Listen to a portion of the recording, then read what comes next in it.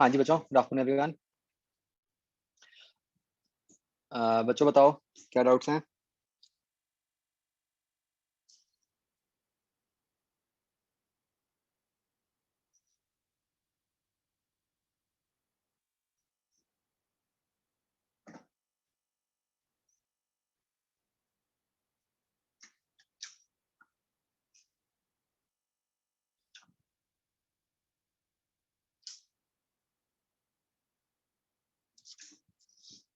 बताओ बच्चों, इंडिविजुअली जो भी हैं डाउट्स पूछो। Good morning sir. Good morning.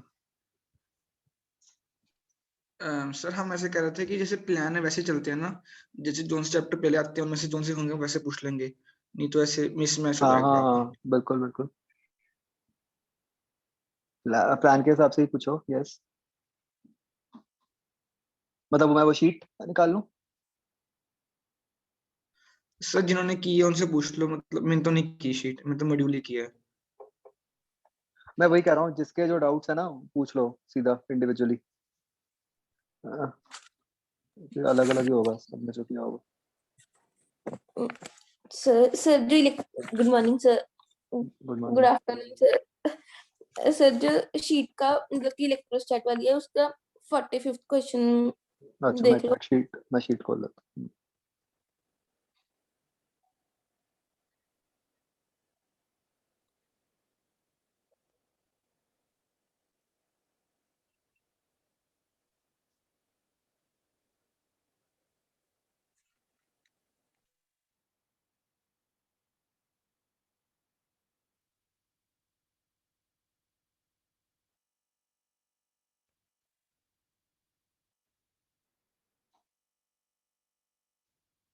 इसमें कौन सी वाली शीट है? शीट नंबर क्या? सर फर्स्ट ही है ओके।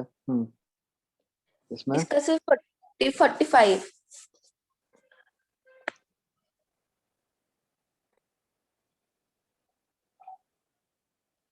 सर इसका आंसर सी क्यों नहीं, मतलब कि हमें कौन सा यहाँ पे इन्होंने सिंगल फेस से पूछा है, इन्होंने तो पूरे हमें क्यूब में से पूछा है। नहीं नहीं, तो क्या होता है कि जब हमने चार्ज को क्यूब के कॉर्नर पे रखा होता है तो उसमें सिर्फ उसका 1/8 पार्ट ही होता है ना उसके अंदर। नहीं मतलब कि सर हमने यहाँ पे जैसे कि कॉर्नर पे ये पड़ा है तो फिर तीन ऐसे मतलब पड़ा कि होगा ना, जो इसका मतलब होता है कि इस तरह रखा हुआ है चार्ज। हाँ जी सर। तो चार्ज का सिर्फ 1/8 पार्ट है जो इसके अंदर है, अच्छा ठीक है। इसलिए। और इस शीट में सर बताओ। इसका फर्स्ट क्वेश्चन का बी पार्ट।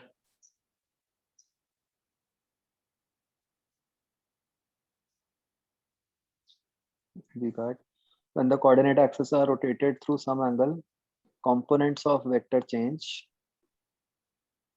but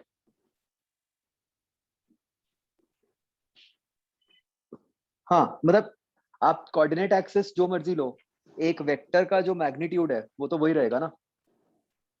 हाँ जी, मतलब अगर एक फोर्स आपकी 5 न्यूटन की है वो तो 5 की रहेगी, चाहे उसको आप जिस मर्जी कोऑर्डिनेट एक्सिस के हिसाब से बोलो।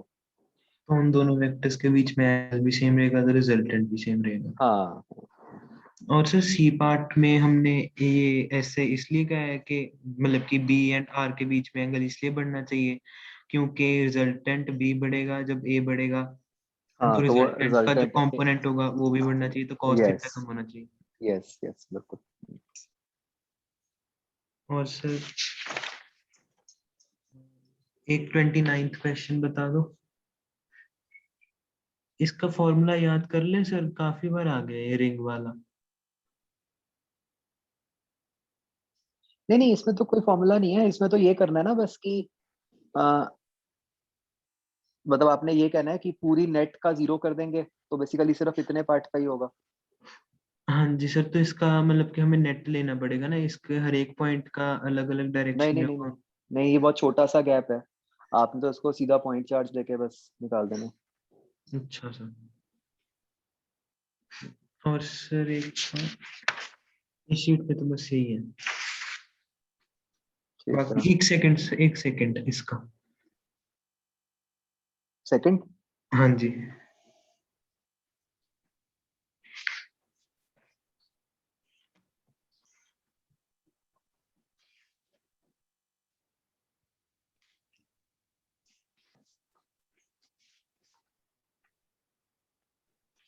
ये आपको रिलेटिव वेलोसिटी से करना होगा। मतलब इसमें जो सिचुएशन है वो इस तरह से है कि ये वाला पार्टिकल यहाँ पे ऐसे ऊपर को जा रहा है, ये वाला इधर को जा रहा है, ऐसे है ना यस सर। सिचुएशन। तो आप किसी भी एक के फ्रेम में चले जाओ, मान लो मैं राइट वाले के फ्रेम में चला गया, यस सर। तो राइट वाले के फ्रेम में जब हम जाएंगे तो उसकी वेलोसिटी इधर को लग जाएगी ऐसे। हाँ जी। तो इसको वो ऐसे जाता हुआ नजर आएगा पार्टिकल, ओके सर। बी को ए इस तरह जाता हुआ नजर आएगा। तो शॉर्टेस्ट डिस्टेंस कब होएगा, ये परपेंडिकुलर वाला। Okay sir. तो बस ये निकाल लेना। Okay sir.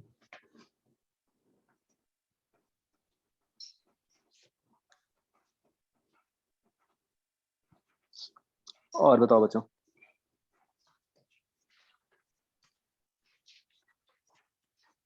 बाकी सर शीट 2 में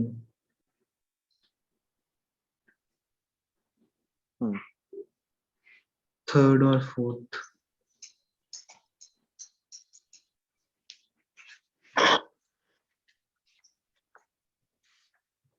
देखो सबसे पहले क्या है कि फ्री फॉल में, हाँ जी। तो फ्री फॉल में कांस्टेंट एक्सेलरेशन हो गई जी, यस सर। तो सी खत्म हो गया, ठीक है। और फिर जब वो पैराशूट ओपन कर लेगा हाँ जी। तो रिटार्डेशन शुरू हो जाएगी, ओके सर। है ना। तो तो तो फिर ये तो रिटार्ड पक्का ही है तब कि तक ऊपर चला एक्सेलरेशन का जाए। ना, मतलब नीचे को स्लो होता जाएगा। हाँ जी सर, आंसर बी दिया है ना। हाँ बी आएगा ना, क्योंकि ये सीधा ही है ना कि ये दिख रहा है हमें कि एक्सेलरेशन का साइन चेंज हो रहा है। हाँ जी। पहले वो नीचे को एक्सेलरेट हो रही है, फिर वो हाँ। डी एक्सेलरेट होएगी। Okay sir.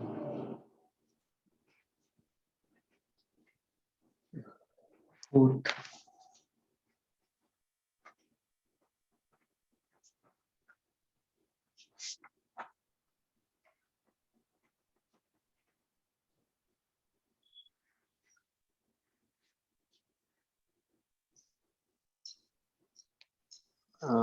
इसको भी करने का जो सबसे शॉर्ट तरीका होगा वो क्या होता है कि देखो हमें पता है कि जो एक्सेलरेशन होती है वो v d v by d x होती है। हाँ जी। इसका मतलब v into slope of v x graph, हाँ जी। है ना। तो हम इसके बेसिस पे ही हिट एंड ट्रायल से करने की कोशिश करते हैं। जैसे फॉर एग्जांपल अगर हम अ, देखो ये हम ऑप्शंस देखें, तो सबसे पहले अगर हम डी ऑप्शन देखें, हाँ जी। डी ऑप्शन का तो मतलब यही हो गया कि वी एक्स ग्राफ की स्लोप 0 है। हाँ जी। तो मतलब डी में तो सीधा ही होगा कि वेलोसिटी कांस्टेंट है, तो उसके हिसाब से तो एक्सेलरेशन 0 होनी चाहिए, हाँ जी। तो वो तो हो ही नहीं सकता, डी कट गया। हाँ जी। अब अगर हम अब एक एक करके देखते हैं, मान लो ए ऑप्शन देखें। ए ऑप्शन में जो वी एक्स ग्राफ है उसकी स्लोप नेगेटिव है हाँ जी। और वी हमेशा पॉजिटिव है। हाँ जी। तो इसका मतलब ए तो उसके हिसाब से हमेशा नेगेटिव होना चाहिए था, हाँ जी। तो ए ऑप्शन नहीं हो सकती, ठीक है। ठीक है। अब मान लो हम बी ऑप्शन की बात करते हैं। हाँ जी। बी ऑप्शन में आ रहा है कि स्लोप पॉजिटिव है वी एक्स ग्राफ की, हाँ जी। और बिल्कुल इनिशियली अगर हम बात करें तो वी नेगेटिव है, हाँ जी। तो ए नेगेटिव होना चाहिए। Yes sir.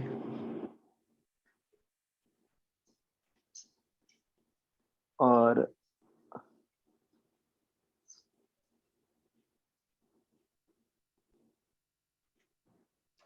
मतलब जो ग्राफ का ये वाला पोर्शन है सबसे इधर वाला, इतने पोर्शन में समझ रहे हो कि v नेगेटिव होना, a नेगेटिव होना चाहिए। Yes sir. फिर जो ये वाला पोर्शन है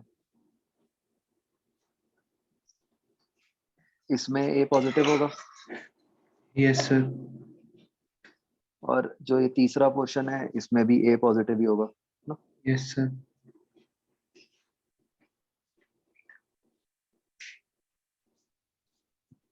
तो मतलब अगर इन्होंने ग्राफ टू स्केल बनाया तो इससे ये पता चल रहा है कि बेसिकली a तो सिर्फ बिल्कुल थोड़े से पोर्शन के लिए नेगेटिव था, उसके बाद पॉजिटिव हो जाना चाहिए था। हाँ जी।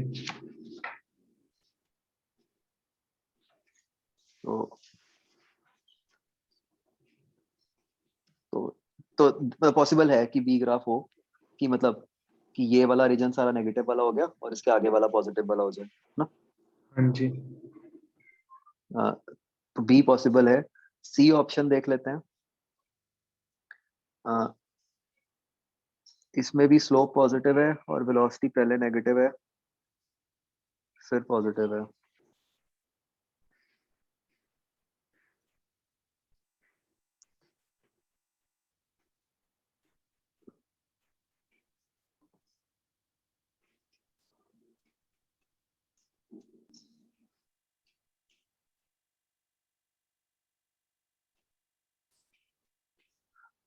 इनफैक्ट इन दोनों को हम ऐसे करने की जगह सीधा ही स्ट्रेट लाइन ग्राफ ही है तो उससे भी कर सकते हैं। मतलब अगर हम सोचें बी और सी में दोनों में v का क्या रिलेशन बन रहा है, v is equal to some constant, मतलब mx plus c type c बनेगा ना ग्राफ। Yes sir. बस फर्क ये है कि बी ऑप्शन में जो सी है वो पॉजिटिव होगा, सी ऑप्शन में नेगेटिव होगा कांस्टेंट इंटरसेप्ट जो है। Yes sir. इसके हिसाब से देख लेते हैं। अब मैं a निकालूं, a बन गया v dv बाई dx, हाँ जी। तो वो बन गया mx plus c into dv by dx, क्या बन गया me बन गया। Yes sir.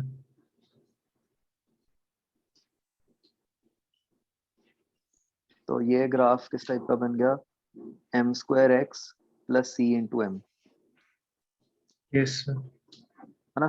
तो मतलब बन तो ये भी स्ट्रेट लाइन ग्राफ ही रहा है, m तो यस कांस्टेंट सर। ही है हाँ और जी। m पॉजिटिव भी है क्योंकि b और c दोनों में ही हमें पता है कि स्लोप तो पॉजिटिव ही है। Yes sir. तो अब बस हमें सीधा दिख रहा है कि एक्सेलरेशन वाले ग्राफ का जो इंटरसेप्ट है वो नेगेटिव है। हाँ जी। तो इसको देखो, इंटरसेप्ट नेगेटिव कब होगा, अगर सी नेगेटिव होगा, यस सर। है ना, क्योंकि m तो तो सी पॉजिटिव ही है। है, तो सी हाँ ऑप्शन जी। बन जाएगी। ओके।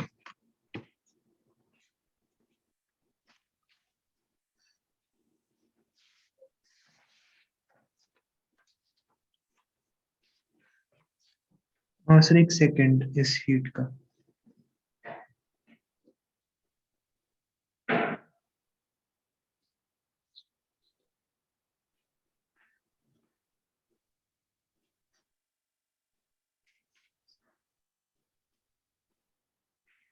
इसमें हमें कहा है कि stone falling from the top of a vertical tower has descended x meter when another is dropped from a point y meter below the top.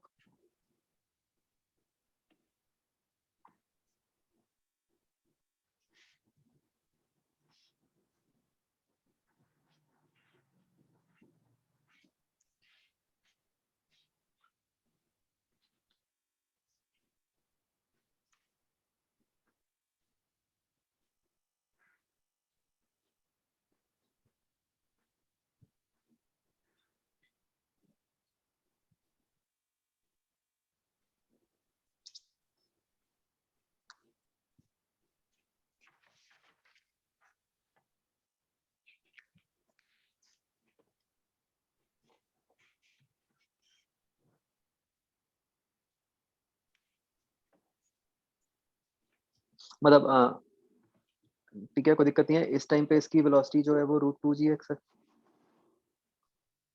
ना? और एक दूसरे को हमने जो ड्रॉप किया है टॉप से y मीटर पे किया है, हमें नहीं पता कि वो इसके ऊपर है नीचे है, कहीं भी मान लेते हैं, मान लो यहाँ से किया है, ठीक है। तो हाँ जी। अब हम कह रहे हैं कि स्टोन 1 और 2 को गिरने में सेम टाइम लग रहा है। तो स्टोन 1 के लिए जो इक्वेशन बन गई वो क्या बन गई, h minus x is equal to √2gx into t plus half gt²। Yes sir. और दूसरे के लिए हो गई h माइनस एक्स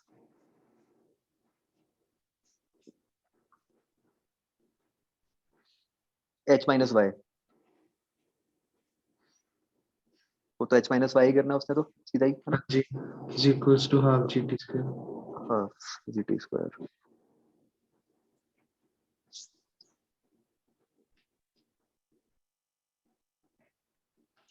तो ये दो इक्वेशन बनेंगी, इनको थोड़ा सा आपको सॉल्व करके करना पड़ेगा। जैसे एक तो सीधा सीधा ही हाफ gt² की वैल्यू डाल दो पहले ऊपर, हाँ जी।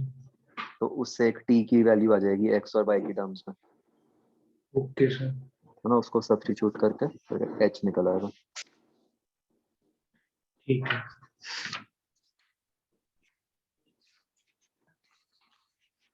सर। 12th क्वेश्चन कैसे करना है? हमने ये निकाल लेना कि u कितनी हो सकती है मैक्सिमम, फिर u sin थीटा पुट कर, u/√2 पुट कर देंगे उसको। Sorry 17th।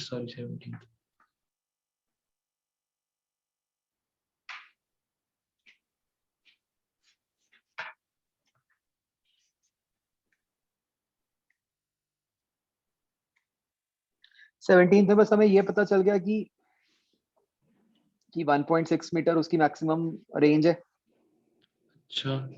उसके करस्पॉन्डिंग आप टाइम भी निकाल लोगे। Okay sir. तो आप मतलब बेसिकली उसकी मोशन ना इस तरह की होगी कि लाइक दिस। Okay sir. तो आप ये निकाल लोगे कि वो कितने ऐसे मतलब कवर कर सकता है रेंजेस।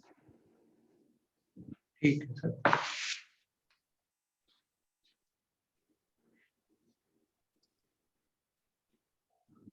और सर 39th।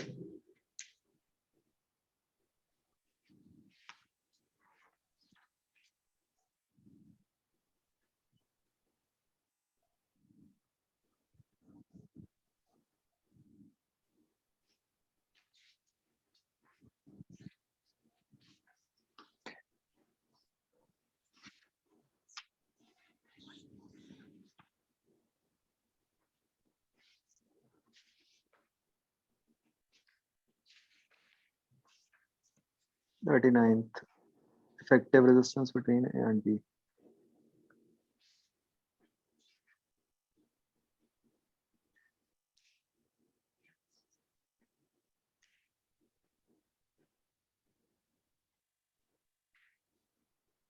इसमें क्या करो ना आप, सर्किट को ना क्या करो कि ये जो ए और बी वाले पॉइंट्स है ना, हाँ जी।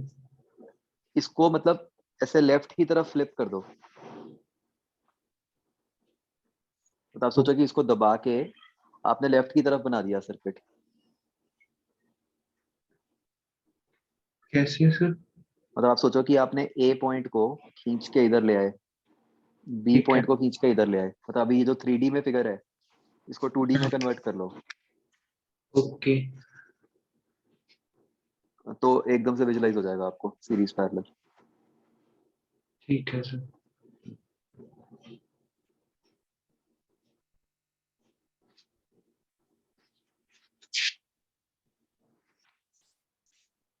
बस इस शीट में तो यही थे। ठीक है, शायना एक आपके भी डाउट्स इसका? शीट 3 में है सर। हम्म, 2nd और 7th।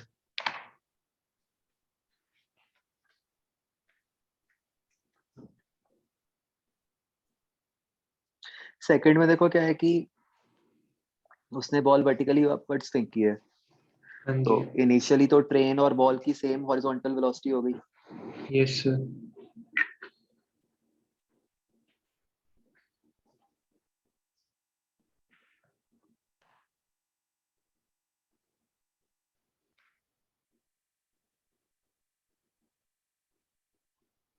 तो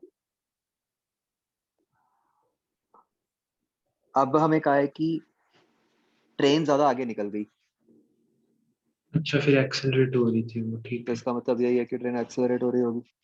ओके सर, ओके। 7th।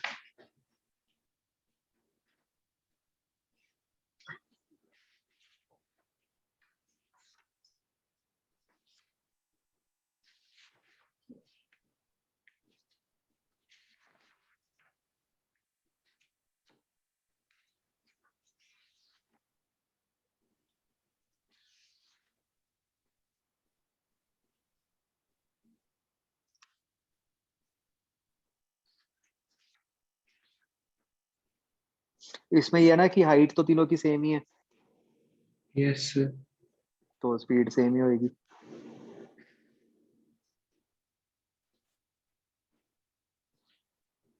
और द सेम इंक्लाइन नहीं लिखा सर, तो ये कैसे अलग अलग पाथ्स फॉलो कर रहे हैं, समझ नहीं आई।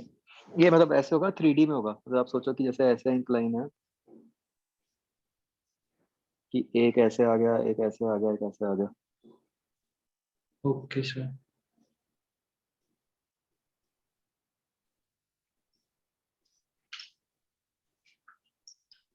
और सर 4th, इसमें स्यूडो फोर्स कैसे लगाएंगे?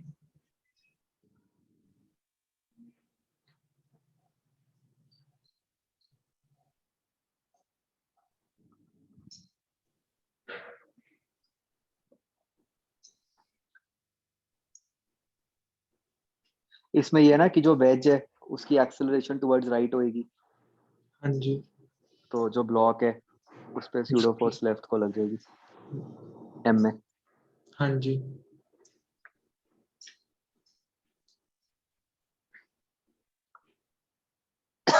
तो ये लगा के इस हिसाब से फोर्सेस बैलेंस हो जाएंगी।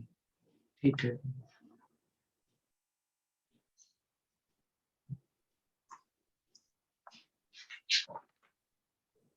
सर। एक 25th देखना।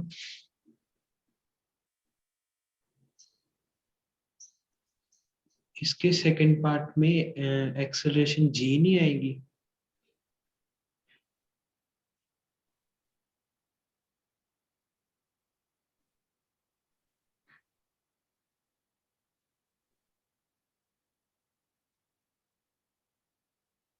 बी पार्ट में कह रहा हूँ।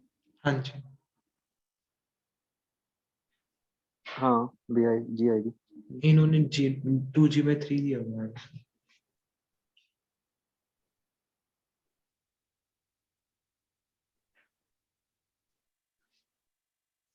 नहीं, डी बनेगा आंसर। ठीक है सर। और सर 32।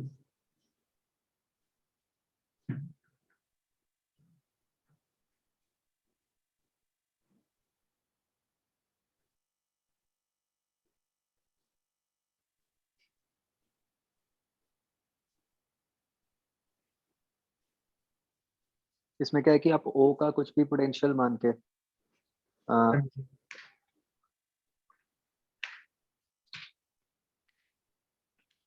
आपको ए बी डी के तो पोटेंशियल्स पता ही हैं, ठीक है। यस तो सर। आप कुछ भी चार्ज फ्लो मान लो कि जैसे मान लो यहाँ से क्यू आया तो इधर एक्स गया और इधर क्यू माइनस एक्स गया, हाँ जी सर। तो फिर इसके बीच में किरचॉफ लगा दो। सर आ नहीं रहा आंसर, ये कॉम्प्लेक्स इक्वेशन बन जाती है। नहीं नहीं, मतलब मैं आपको तो तरीका बताऊँ जिससे सबसे सिंपलेस्ट बनेगा। अ, आपने इस पॉइंट का पोटेंशियल वीओ मान लिया, ओके सर। ठीक है। तो जो यहाँ चार्ज होगा वो क्या होगा, v o minus v a yes sir. Into c one. Yes sir. ऐसे ही तीनों का चार्ज लिख लो। ठीक है। आप सीधा चार्ज पे किरचॉफ लगा दो, ओके सर। तो वो अपने आप वीओ की टर्म्स में आ जाएगा आंसर सीधा। ठीक है सर। एक 39th देखना, इसका आंसर Q/3 आ रहा है।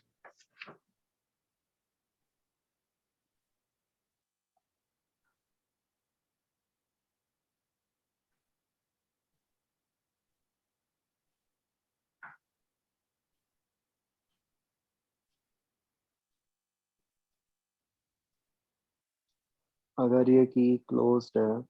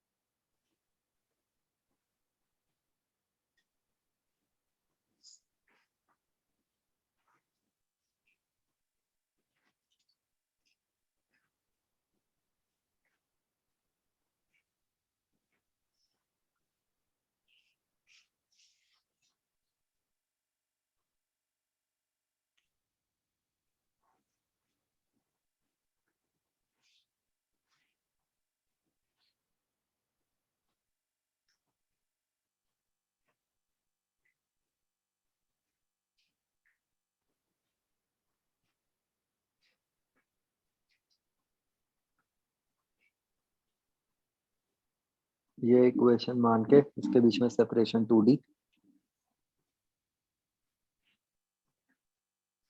अब आप इन दोनों के बीच में पोटेंशियल इक्वेट कर दो,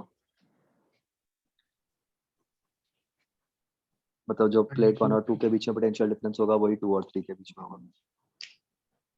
हाँ जी, फिर इसको ऐसे कर सकते थे कि दो कैपेसिटर्स मान लिए क्यू क्यू चार्ज वाले। ना,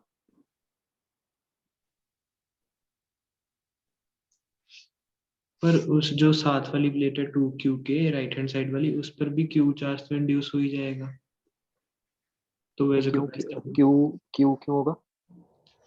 2Q वो तो के कारण। नहीं, इसमें एक्चुअली ये प्लेट थ्योरी लगेगी।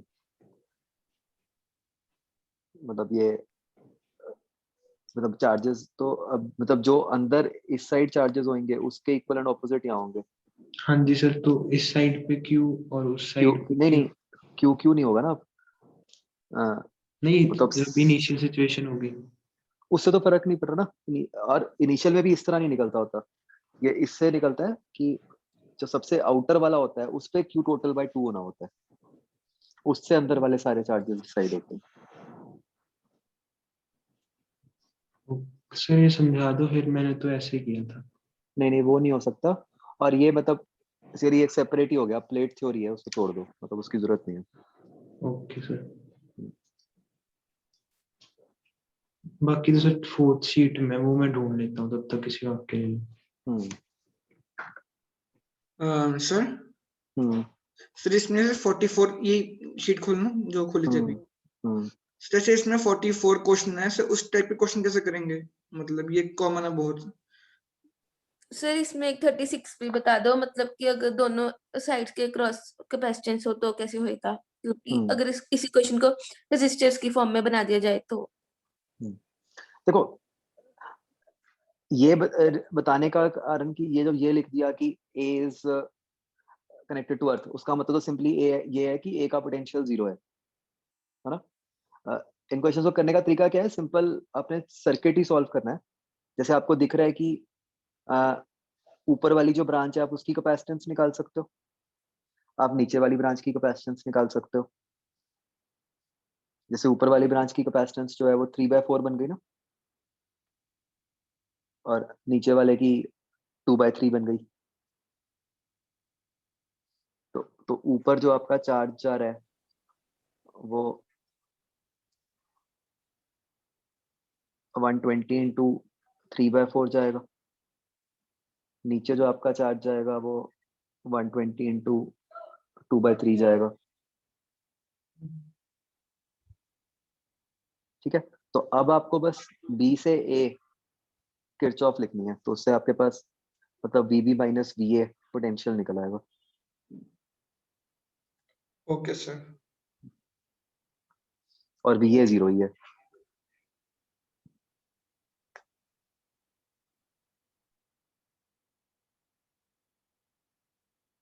थर्टी सिक्स में क्या कह रहे थे? सर जैसे कि जो ये मतलब कि जो ये बीच में लाइन लगी इसमें हुई है, अगर इसके क्रॉस भी रेजिस्टर्स बना दिया जाए तो कैसे होएगा, मतलब कि इस सम को से रेजिस्टर्स की फॉर्म में सॉल्व करके दिखा दो। वो तो एक ही बात है, रेजिस्टेंस हुई या कैपेसिटेंस हुई, उससे तो कोई फर्क नहीं पड़ रहा। मतलब सॉल्विंग टेक्निक तो हमारी सेम ही रहेगी बिल्कुल। सर एक मिनट, मैं आपको एक फोटो भेज दूं, मुझे मतलब कि एक चीज में डाउट है। हम्म।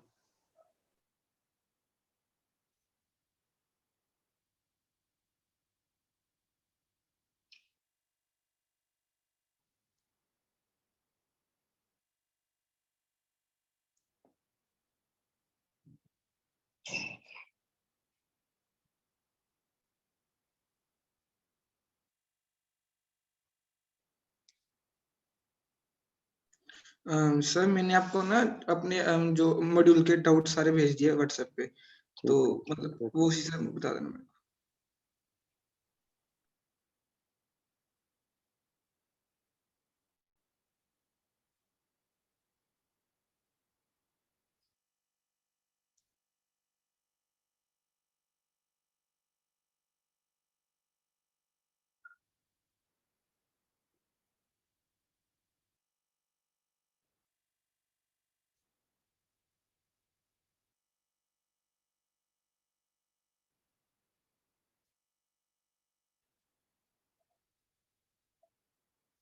ऐसा है ना, भेज रहे हो?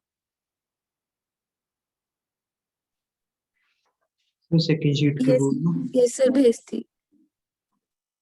सॉरी, हम्म। क्या डाउट है इसमें? फोर्थ।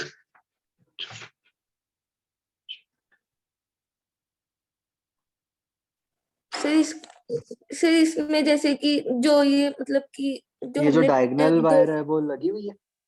हाँ जी सर, इसको कैसे सॉल्व करना है? इसमें तो ऐसा है ना कि जो आपके जो देखो, जो अंदर वाला छोटे वाला स्क्वायर बन रहा है, मैं इस फिगर में ही यस बता रहा सर, हूँ, वो तो सेम बात ही है कि जो ये दो रेजिस्टर्स हैं वो तो सीरीज में हो गए, हाँ जी, ऐसे ऊपर वाले दो सीरीज में हो गए, यस सर, और वो आपस में पैरेलल में हो गए।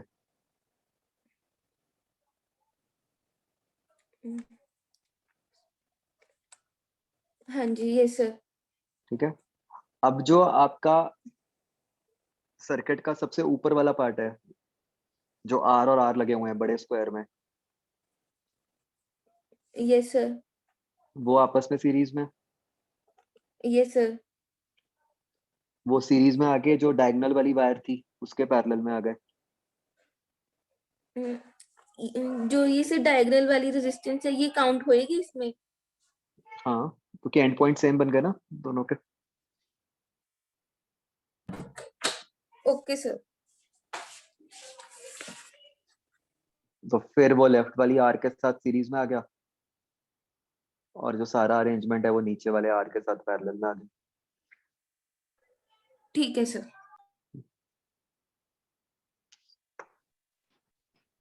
और इस शीट में कोई डाउट? 24th इससे आगे वाली शीट में, शीट 4 में। सर इसका आंसर मेरा 1, 3 और 4 बन रहा है।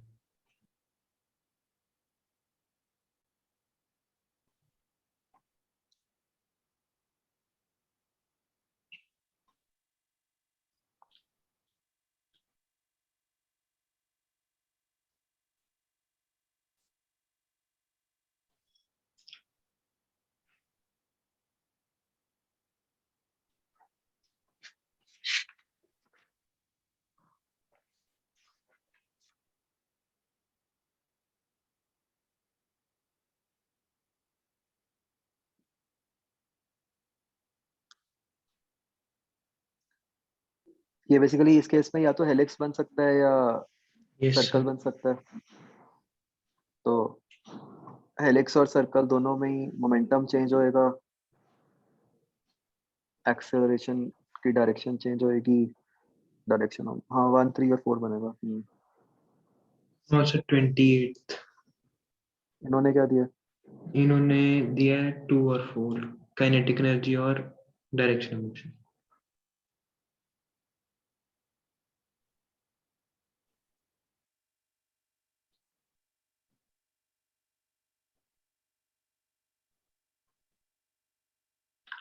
Twenty eight.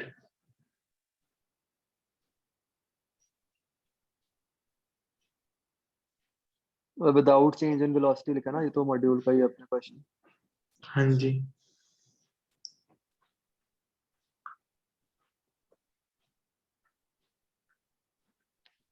तो बस आप इलेक्ट्रिक फील्ड और मैग्नेटिक फील्ड की फोर्सेस को इक्वेट कर दो।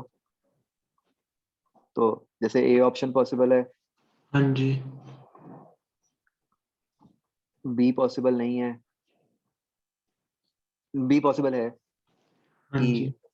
मैग्नेटिक फील्ड वेलोसिटी के पैरेलल हो जाए, तो 2 हो जाएगा पॉसिबल। 3 पॉसिबल नहीं है, क्योंकि अगर इलेक्ट्रिक फील्ड होएगी वो तो चेंज करेगी करेगी। यस और सर। 4 पॉसिबल है कि दोनों एक दूसरे को कैंसिल कर दें, तो 2 और 4 बन जाएगा। ठीक है सर। और तो 34।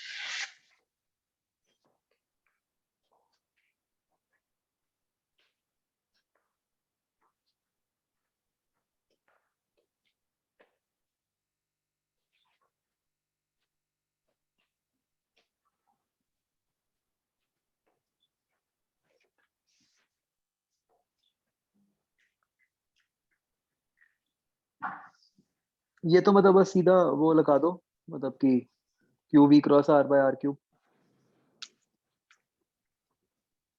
Okay sir.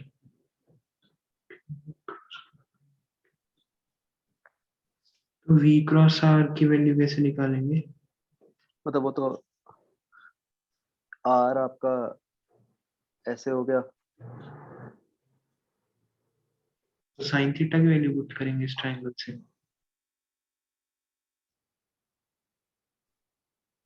मतलब आपका आर ऐसे है ना, ये वाला है आर, हाँ जी। हाँ तो जी। वो ट्राइंगल से वैल्यू बना के पुट करोगे। ठीक है, बस यही था। दीपजोत, आपके जो क्वेश्चन, शायना आपका है कोई और डाउट? सर एक बार शॉर्ट सर्किटिंग का कंसेप्ट बता दो। देखो, शॉर्ट सर्किटिंग का मतलब होता है कि कोई भी ऐसा केस जहाँ पे 2 पॉइंट्स को आपने एक स्ट्रेट वायर से कनेक्ट कर दिया।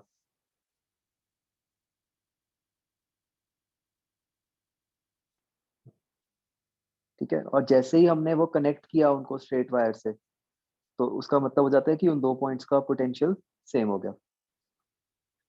जैसे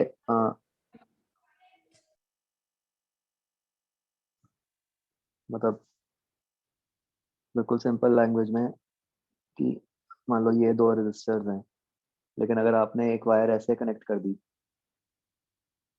तो ये इन दोनों रेजिस्टर्स के अक्रॉस एक सीधा स्ट्रेट लाइन पाथ बन गया, शॉर्टकट। Yes sir. तो मतलब ये दोनों रेजिस्टर्स का नेट 0 हो गया। ओके सर, ठीक है।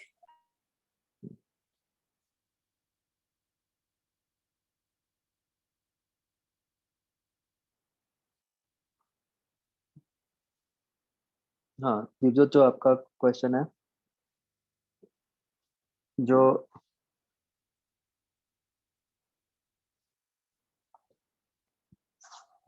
एक second.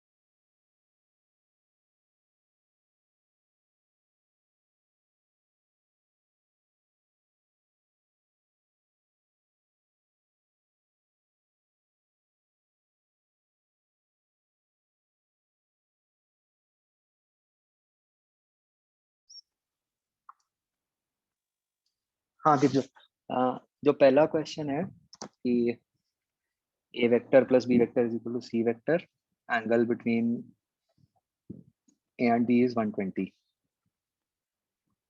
then magnitude of c.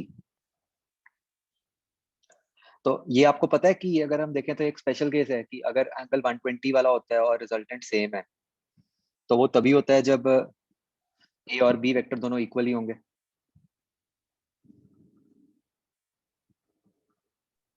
नहीं सर, मेरे को ये ध्यान में नहीं है ये वाला स्पेशल केस। तो इक्विलेटरल ट्रायंगल बन जाता है ना कि मान लो ये ए वेक्टर है,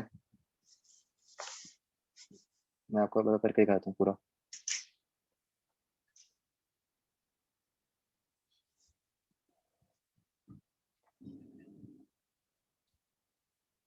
ये बी है, ये बी है, ये सी है, राइट? ये कंडीशन है, angle between a and b is 120। अभी मैंने कोई कुछ नहीं यूज किया, ठीक है। अब हम कह रहे हैं कि राइट नाउ जो आपका सी वेक्टर है, ये तो सीधा ही है, आसान ही है, उसमें जो मैं पहले करता था उसकी जरूरत ही नहीं है। मतलब सी आपको पता है कि A square plus B square plus 2ab cos theta है yes sir. Magnitude of C vector. तो जो दूसरी टर्म बननी है वो बननी है 2ab cos 120। Yes sir. जब हम a माइनस बी निकालेंगे मैग्नीट्यूड, तो उसके अंदर ये टर्म माइनस, तो मतलब उसमें भी 2ab cos 60 बनेगा, क्योंकि a माइनस बी के बीच में जो एंगल होगा, या बस यहाँ माइनस कर दो, अंदर तो 120 डिग्री ही आएगा। जो मैग्नीट्यूड का फॉर्मूला होता है उसमें बस यहीं पे फर्क आता है ना तीसरे स्टेप पे। Yes sir. तो अब क्या है कि जो नीचे वाली टर्म है इसमें तो माइनस और माइनस प्लस हो गया, तो ए वेक्टर माइनस बी वेक्टर का मैग्नीट्यूड ज्यादा बड़ा बन गया ना सी के कंपैरिजन में। Yes sir. तो बस तो ये आ जाएगा कि सी का जो मैग्नीट्यूड है वो कम ही होना चाहिए ए माइनस बी के मैग्नीट्यूड से। ठीक है सर, मतलब हमें इसको बस ऑप्शन से देखना है ना। हाँ हाँ। Okay sir.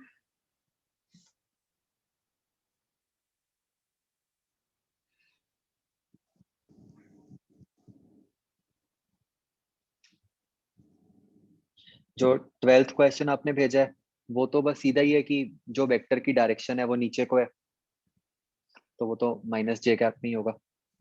सर मेरे को ये क्वेश्चन देखने में अजीब लगा कि जो वो ओमेगा दिखा रहे हैं वो मतलब उसकी डायरेक्शन नीचे है ना।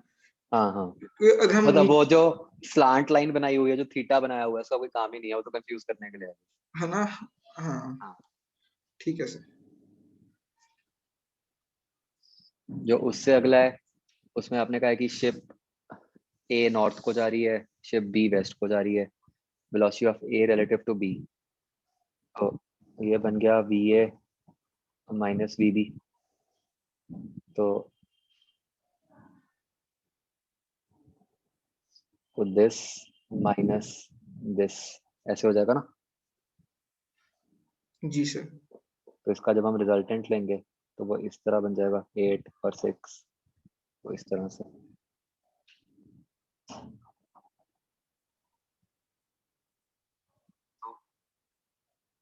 इसलिए आप देख रहे हो ये वाला जो एंगल है वो 4/3 बन गया ना tan इनवर्स।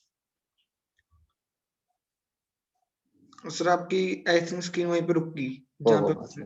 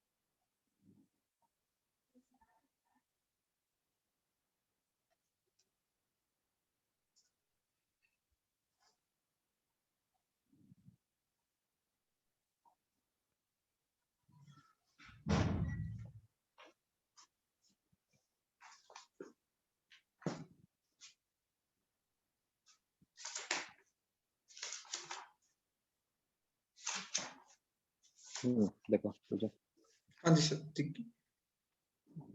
तो ये tan थीटा 4/3 हो गया ना। हाँ तो जी सर।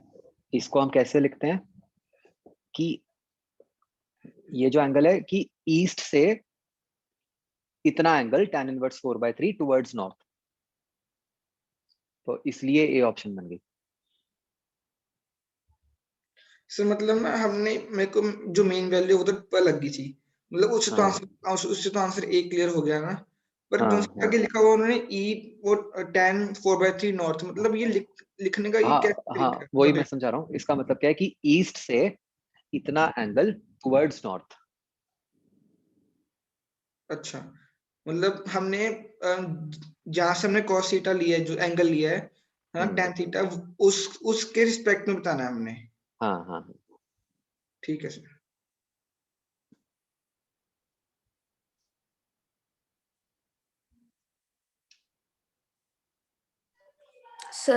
सर एक हाँ जी। सर्कुलर मोशन में मतलब कि एक समय होता है ना कि वो एक ड्रम में एक बंदा वॉल पे है और वो ड्रम घूम रहा है, उसकी हम्म, स्पीड बतानी है, मतलब ये वाला हम्म। कंसेप्ट बता दो सर।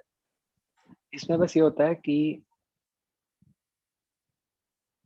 जैसे पर्सन यहाँ पे है, ठीक है, तो अब उसका अगर हम एफपीडी बनाएंगे, ड्रम ऐसे घूम रहा है, तो इस पर्सन का जो एफपीडी है उसमें क्या है कि mg फोर्स नीचे को है, नॉर्मल रिएक्शन उस पे ऐसे लग रहा है, और फ्रिक्शन ऊपर लग रही है, और एक उस पे लेफ्ट की तरफ सेंट्रीपिटल एक्सेलरेशन है ओमेगा स्क्वायर आर। हम बस यहाँ पे क्या कर रहे हैं कि n is equal to m omega square R और friction is equal to mg, इनको इक्वेट कर दिया। ओके सर, ठीक है, थैंक यू।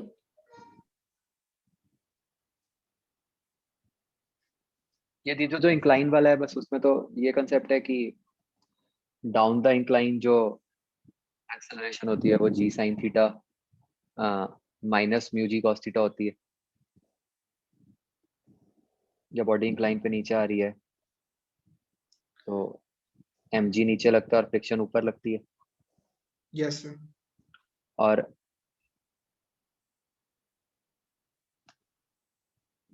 ये तब है जब बॉडी नीचे जा रही है। अब मान लो बॉडी ऊपर को ही जा रही है तो एम जी वाली फोर्स भी नीचे को है और फ्रिक्शन फोर्स भी नीचे को है, तो इस केस में जो एक्सेलरेशन होएगी वो जी sine theta plus mu G cos theta हो जाएगी। अच्छा ठीक है सर, वो ऐड हो तो जाएंगी। हाँ, तो उन दोनों को बस कंपेयर करके करना। ठीक है।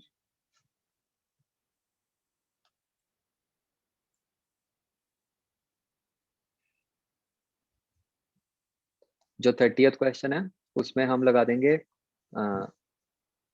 मतलब F equal to d p by d t. Okay sir.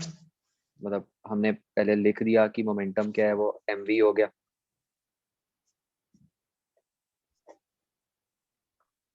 तो F जो होगा वो dp बाई dt हो जाएगा।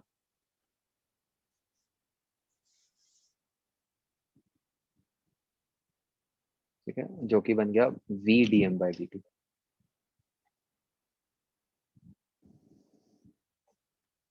dm बाई dt की वैल्यू आपको गिवन है।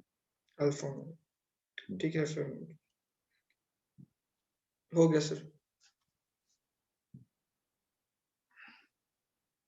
जो आखिरी क्वेश्चन है ये देखो, जब हम कह रहे हैं कि इस तरह से लाइन चार्जेस हैं इनफाइनाइट, है ना, along the lines x equal two plus minus a, yes sir. तो अब आप चार्ज को चाहे यहाँ रखो, चाहे इसके ऊपर रखो, चाहे नीचे रखो, तो उसके लिए तो हर पोजीशन पे सेम ही बात है ना, कि उसकी तो हर पोजीशन पे ही फोर्सेस कैंसिल हो जाएंगी क्योंकि इनफाइनाइट ही है, अच्छा। ठीक है सर। तो इसलिए इसको न्यूट्रल कहते हैं। अगर सर यहाँ पे इनफिनिट वर्ड ना लिखा होता तो फिर हम फिर फर्क स्टेबल, पड़ता, फिर स्टेबल चूज करते हैं। नहीं फिर हमें पता नहीं किधर को कम लेंथ होती, किधर को ज्यादा होती।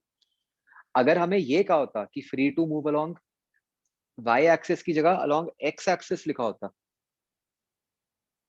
हम्म। फिर स्टेबल होता, क्योंकि फिर ये Yes. होता कि एक वायर की फोर्स बढ़ जाती, वो उसको वापस उधर को धक्का मारती। ठीक है सर, समझ गया। हाँ जी सर। सर मेरे को ये पूछना था, जैसे अब तो हम कर रहे हैं रिवाइज, ठीक है, जब हमारा जो हाफ टेस्ट होगा उससे एक दिन पहले हमको मतलब एक दिन में कैसे करना है तो भी वो एक दिन वाला फैक्टर नहीं आ रहा। नहीं यार, वो तो ना कॉन्फिडेंस ही लाना पड़ता है। मतलब देखो, जब सिलेबस बढ़ता जाता है तो ऐसा नहीं होता कि आप एक दिन में सारा कुछ रिवाइज कर लोगे, है ना। Yes sir.